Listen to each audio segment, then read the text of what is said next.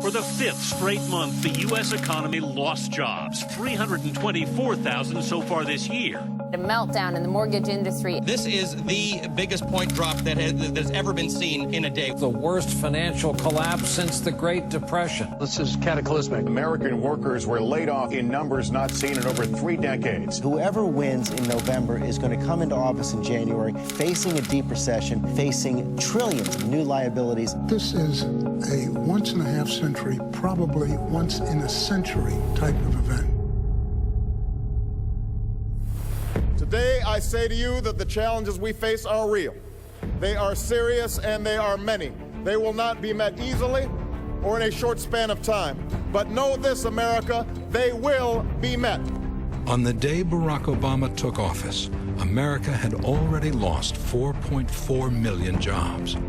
An economic disaster, the worst in a generation. Some said America's best days were behind us.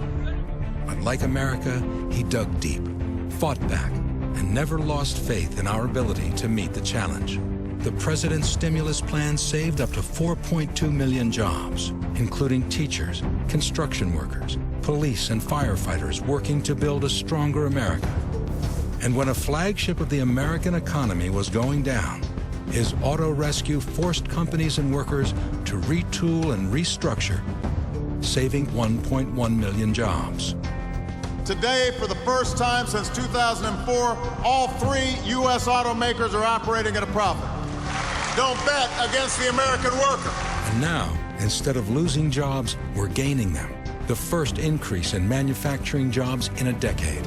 And over the last 25 months, 4.1 million new private sector jobs. And while there's still more to do, there's been real progress. Because President Obama never stopped believing in us and fighting for us. He took on the credit card companies, stopping unfair fees and hidden penalties. Took on the Wall Street banks, too, fighting for tough new reforms to make sure they never again wreck our economy.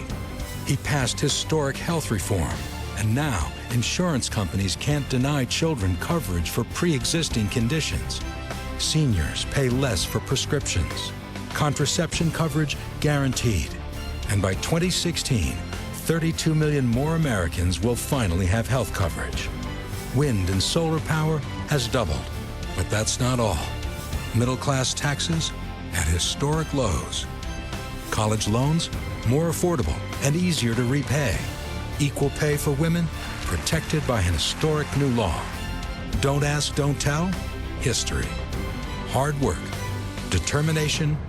Real results. But instead of working together to lift America up, Republicans were waging a campaign to tear the president down. Virtually every Republican has decided to just say no to anything the president proposes. Put me in the no column. Vote no. Vote no. Republicans are getting a rap as the party of no. Yesterday, in the end, not a single Republican voted for the bill, and apparently the relative merits of the legislation had little to do with it. Our top political priority over the next 2 years should be to deny President Obama a second term. And still, he persevered, here at home and as commander-in-chief. Over the last 2 years, you've seen a depletion of the senior bench for al-Qaeda. Anwar al-Awlaki has been killed. Another huge victory in the war on terror.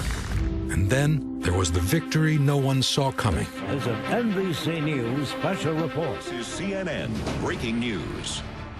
Tonight, I can report to the American people and to the world that the United States has conducted an operation that killed Osama bin Laden, the leader of al-Qaeda, and a terrorist who's responsible for the murder of thousands of innocent men, women, and children. This is truly one of those moments people will remember where they were when they heard Osama bin Laden is dead. And now, the war in Iraq is over.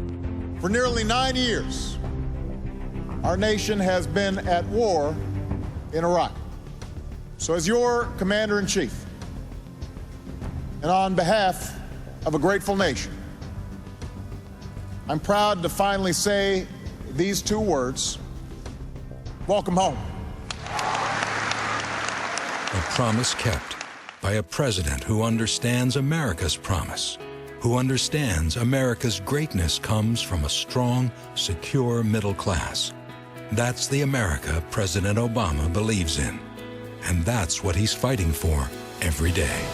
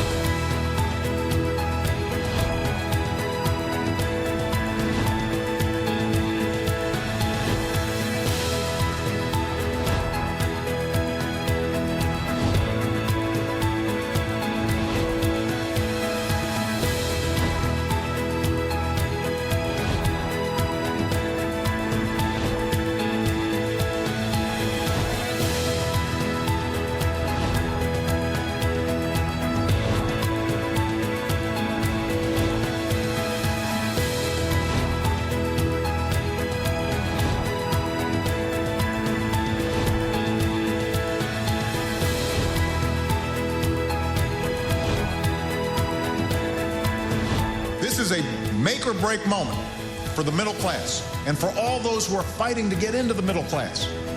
Because what's at stake is whether this will be a country where working people can earn enough to raise a family, build a modest savings, own a home, secure their retirement. I believe that this country succeeds when everyone gets a fair shot, when everyone does their fair share, when everyone plays by the same rules. And I believe America is on the way up. Thank you. God bless you.